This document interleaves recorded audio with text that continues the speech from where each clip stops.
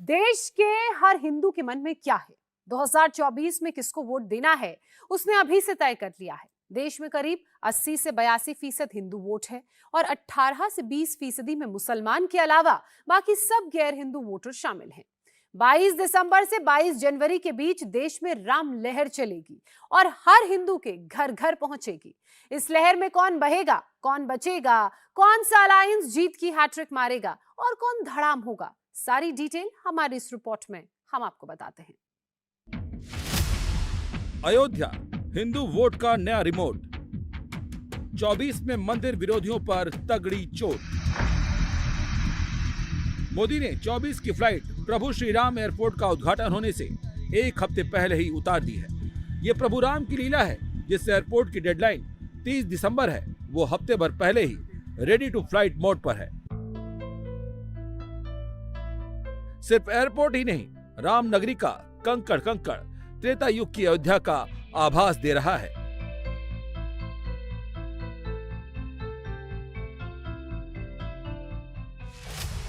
राम पथ, भक्ति पथ, जन्मभूमि पथ और धन पथ को देखकर देश का हिंदू ऐसा महसूस कर रहा है जैसे वाकई 500 साल बाद रामलला फिर अयोध्या लौट आए हैं। 30 दिसंबर को नरेंद्र मोदी धर्मपथ से ही रामलला मंदिर के उद्घाटन के लिए जाएंगे। इन रास्तों में एक एक डिजाइन राम के रंग में रंगी हुई है। सड़कों के किनारे लगे सूर्य स्तंभ भगवान राम के सूर्यवंशी होने के प्रतीक को दर्शा रही है। मंदिर का मुख्य द्वार भी सिंह द्वार के नाम से जाना जाएगा, जहां से नरेंद्र मोदी उद्घाटन के लिए मंदिर में प्रवेश करेंगे। अयोध्या की सड़कों को चौड़ा करने के बाद जो लाइटें लगाई गई हैं, उन्हें देखकर श्रद्धालु त्रेता युग में खो जाएंगे। लाइट पोल में धनुष और रुद्राक्ष प्रत्यंचा पर चढ़ा है। तीर पर भगवा रंग की पताका लिए पवन पुत्र हनुमान विराजमान हैं, जो अयोध्या के रक्षक हैं। उनके नीचे रक्षा कवच है और धनुष की प्रत्यंचा चढ़ाए भगवान राम भी नजर आ रहे हैं। हर लाइट पोल पर राम रक्षा यंत्र भी लगाया गया है, ताकि अयोध्या को किसी की बुरी नजर न लगे। देश भर से आए राम योगी के रामराज को देखकर खुशी से झूम रहे हैं। हम तो बेंगलोर से आए हैं। बहुत ही मतलब आनंदमय मतलब एक्सपीरियंस रहा है हमारा। मन में तो भाई सरयू रिवर के बारे में बहुत कुछ हमको पता था शुरू से कि यहाँ पे सूर्यवंशी राम के जमाने से है, लेकिन इतना मतलब भव्य दर्शन होगा हमारा हमको उम्मीद नहीं था। हमको पहले पता नहीं था कि हम अयोध्या आएंगे, तो अचानक से हमारा बना प्रोग्राम, इसलिए आ गए। बहुत ही अलौकिक, जैसा आपने कहा, अलौकिक है, मनमोहक है और दिल को एकदम शांति पहुंचाने वाला मतलब समय है। जय श्री राम, जय श्री राम, जय श्री राम, जय श्री राम। पुणे महाराष्ट्र से आया हूँ, अपने पूरे परिवार के साथ आया हूँ। बहुत प्रसन्न वातावरण है। जो यहाँ पे विकास हुआ है वो योगी जी है, कर्म योगी जी है और मोदी जी दोनों मिलकर देश को आगे बढ़ाएंगे, अयोध्या के आगे बढ़ाएंगे, यूपी को आगे बढ़ाएंगे। जय श्री राम, जय श्री राम। जागा हिंदू कॉमन सेंस, राम विरोधी टेंस। 22 को उद्घाटन, 24 में फिर मोदी को सिंहासन। हिंदुओं ने 2014 से पहले सिर्फ गंगा आरती देखी थी, वो भी काशी और हरिद्वार की। लेकिन 10 साल में देश कितना बदल चुका है, उसका दर्शन अयोध्या आकर हो रहा है। सरयू तट पर लेजर शो चल रहा है और राम के प्रसंग दिखाए जा रहे हैं। मंत्रोच्चार के साथ पुरोहित आरती कर रहे हैं। बदली हुई अयोध्या को देखकर देश का सनातनी मोदी योगी की जय जयकार कर रहा है। जब अभी अयोध्या का पग पग श्रद्धालुओं से भरा हुआ है, तो कल्पना कीजिए 22 जनवरी के बाद मंजर क्या होगा। अनुमान है कि रोजाना 1.5 लाख लोग अयोध्या में राम मंदिर के दर्शन करने पधारेंगे। 2024 में जब यही श्रद्धालु ईवीएम का बटन दबाने जाएंगे, तो किसका बटन दबाएंगे, इस पर अब किसी को संशय नहीं होना चाहिए, क्योंकि उन्हें पता है कि हिंदुओं के लिए अयोध्या की तस्वीर किसने बदली है। राम मंदिर के निर्माण में किसका जोर है। जब कोई तुम्हारे इष्ट को लाएगा, तो तुम्हारा भी तो कुछ फर्ज बनता है। 2024 में देश का सनातनी इसी फर्ज को निभाने वाला है और भगवा का बटन इतनी जोर से दबाने वाला है, जिससे तुष्टीकरण और मंदिर विरोधी राजनीति का दम निकल जाए। बहुत अच्छा, आनंद ही आनंद है। प्रभु की कृपा है। राम जी का जहाँ स्नान हुआ है सरयू में, वहाँ हमको आज मौका मिला यहाँ आरती करने का। बहुत बड़ा शुभ अवसर मिला है। अयोध्या सजी हुई है, अयोध्या एकदम रोड चकाचक है, और इसके लिए हम सबको धन्यवाद देते हैं अपने समाज के लिए। जो राम मंदिर बन रहा है उसका उद्घाटन होगा, प्राण प्रतिष्ठा होगा। जय श्री राम, जय श्री राम। मैं एक्चुअली बिहार से हूँ, रहती हूँ मुंबई में हूँ, लेकिन मैं स्पेशली आई थी यहाँ पे राम जन्मभूमि का जो निर्माण हो रहा है उसके लिए। बहुत ही अच्छा अनुभव रहा है, और ये सब जितना निर्माण हो रहा है वो देख के मेरी एक्चुअली यहाँ पे नानी रहती है, उसके हिसाब से मैं आते रहती हूँ। लेकिन अभी जितना चेंज हुआ है ना, मोदी जी योगी जी दोनों जी को बहुत बहुत धन्यवाद। मतलब बहुत ही सुंदर बन रहा है अयोध्या, चमका दिया गया है, एकदम चमका दिया गया है। बोला ही नहीं जा सकता, शब्द बहुत कम पड़ेंगे, इतना अच्छा किया हुआ है। हालांकि तोड़फोड़ जब मैं आई थी इससे पहले तो बहुत चालू था, तो उस टाइम लग रहा था क्या हो रहा है, लेकिन अभी तोड़फोड़ चेंज होने के बाद बहुत ही सुंदर। अयोध्या दिन रात बदल रही है। सरयू का पानी 14 के बाद सनातन के उत्थान की गवाही दे रहा है। त्रेता युग में जैसे सड़क किनारे पैदल चलने वालों के लिए आराम घर होते थे, वैसे ही अयोध्या में थोड़ी थोड़ी दूर पर बनाए गए हैं, ताकि पैदल चलने वाले राम भक्त बैठकर अयोध्या की बदली हुई फिजा को महसूस कर सकें और इस बात का मनन चिंतन कर सकें कि 2014 और 19 में जो उन्होंने एकजुटता दिखाई थी, अगर 24 में वही एकता दिखाई तो आगे मथुरा भी इसी तरह से बदली हुई दिखेगी। मोदी योगी की डबल इंजन सरकार में ऐसी अयोध्या बन रही है जो अगले 100 साल तक यूं ही चमकती दमकती रहेगी। रामनगरी को प्रदूषण से बचाने के लिए यहाँ इलेक्ट्रिक बसें चलेंगी। अयोध्या जंक्शन का नाम बदलकर अयोध्या धाम किया जाएगा। 30 दिसंबर को एयरपोर्ट के साथ मोदी रेलवे स्टेशन का भी उद्घाटन करेंगे। अयोध्या दिल्ली के बीच चलने वाली वंदे भारत को भी हरी झंडी दिखाएंगे। 22 जनवरी को रामलला की जिस मूर्ति की प्राण प्रतिष्ठा होगी, उन्हें सोने से बने कपड़े, मुकुट और कुंडल पहनाए जाएंगे। कुछ भक्तों ने सोचा है कि उनके सोने का वस्त्र बनाया जाए, तो सोने का वस्त्र बनाने के लिए उसके सोने का वो सूत बनाना पड़ता है, जैसे कपड़े का बनाना पड़ता है, और किस कला से बनाएंगे वो तो कलाकार ही जानेंगे।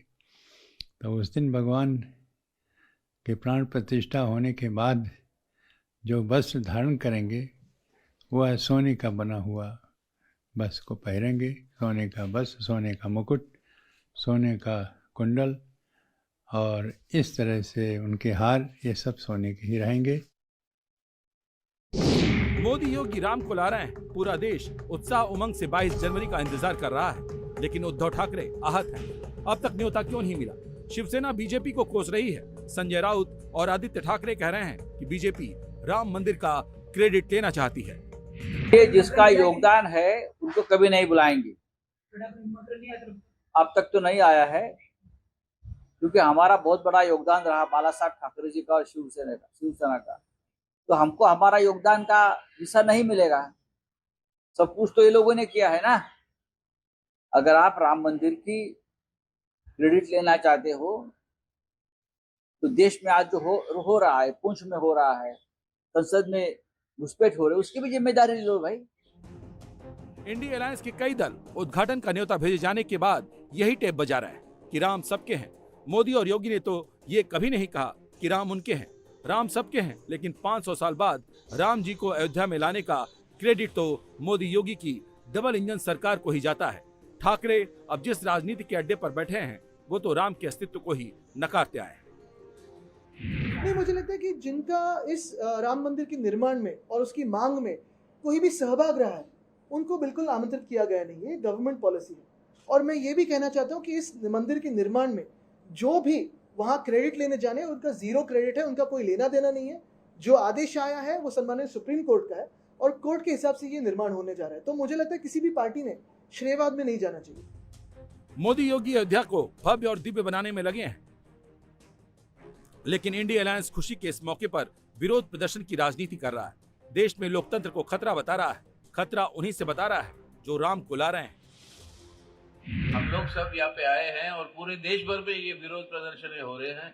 जो कत्लेआम हो रहा है हमारा जनतंत्र को बचाना है, हमारे संविधान को बचाना है, तो ये अनिवार्य है कि आज जो सरकार में है, आज ये भाजपा की जो सरकार है, इस भाजपा को सत्ता से और सरकार से दूर रखना अनिवार्य है, तभी अपना भारत को हम बचा पाएंगे। और उसी संकल्प लेने हम यहाँ पे आए हैं। हम आज हमारे भारत और संविधान को बचाएंगे। राहुल गांधी और खड़गे 24 में मोदी को हटाने का दम तो भर रहे हैं, लेकिन उनकी गाड़ी अभी भी जंतर मंतर पर अटकी हुई है, जबकि मोदी का हेलीकॉप्टर प्रभु श्री राम एयरपोर्ट में लैंड कर चुका है। 2024 में 300 सीटों की लड़ाई है। यूपी में 80 सीट हैं और 80% सनातनी वोट हैं। बिहार में 40 सीट हैं और 82% हिंदू वोटर हैं। मध्य प्रदेश में 29 लोकसभा सीट है और 91% हिंदू वोटर है। राजस्थान में 25 लोकसभा सीट है, 90% सनातनी वोटर है।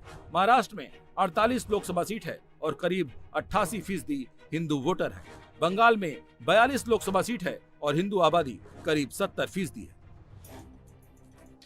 इसके अलावा हरियाणा, छत्तीसगढ़ और झारखंड जैसे छोटे राज्यों में भी हिंदू वोटर निर्णायक हैं। जब 22 तारीख को अयोध्या में मोदी रामलला के मंदिर का उद्घाटन करेंगे तो हिंदुओं की भावनाओं का ज्वार क्या होगा? क्या देश में एक भी हिंदू ऐसा मिलेगा जो राम जी को अपने भव्य मंदिर में बैठे देखकर खुश नहीं होगा? जब 2024 का चुनाव आएगा तो यही हिंदू वोट डालने जाएगा तो क्या राम को भूल पाएगा? विरोधी जरूर उसे जात पात में उलझाने की कोशिश करेंगे, लेकिन जो 2014 और 2019 में जब नहीं कर पाए तो 2024 में तो इंडी अलायंस के लिए ये मिशन इम्पॉसिबल है। जाति कार्ड खेलने पर भी जब असफलता मिली, लोगों ने नकार दिया, तो अब उत्तर दक्षिण को बांटने पर आने लगे। आप जितना मर्जी बांटने का, तोड़ने का काम करो, हिंदुस्तान के लोग भारत को जोड़ के रखेंगे। ये इंडी गठबंधन जितना मर्जी तोड़ने का काम करे, भारत टूटेगा नहीं, भारत मजबूत ही होगा। कुछ दिन पहले 5 राज्यों के चुनाव में भी राहुल गांधी जाति जनगणना का झुंझुना लेकर आए थे, लेकिन नतीजों में सब हवा हो गया। 23 के रिजल्ट ने 24 में क्या होने वाला है इसका इशारा कर दिया। देश की सत्ता का रास्ता यूपी से होकर जाता है। यहाँ सबसे ज्यादा लोकसभा की 80 सीटें हैं। यूपी में ओबीसी 52% हैं। जो 2017 और 2022 में ओबीसी किसके साथ थे, इसका सैंपल देखकर 2024 का अंदाजा आप लगा सकते हैं। 2017 में 10% यादव ने बीजेपी को वोट दिया और 2022 में 12% यादव ने बीजेपी को वोट दिया, जबकि समाजवादी पार्टी को 2017 में यादव के 68% वोट मिले, जो 2022 में बढ़कर 83% हो गए। लेकिन ओबीसी की बाकी जातियों ने बीजेपी का साथ दिया। 2017 में बीजेपी को कुर्मी जाति के 63% वोट मिले, जबकि 2022 में 66% वोट मिले। जबकि समाजवादी पार्टी को 2017 में कुर्मियों के 16% और 2022 में 25% वोट मिले। 2017 में मौर्य जाति ने बीजेपी को 56% और 2022 में 64% वोट दिया, जबकि समाजवादी पार्टी को 2017 में मौर्य बिरादरी के 18 और 2022 में 22% वोट मिले।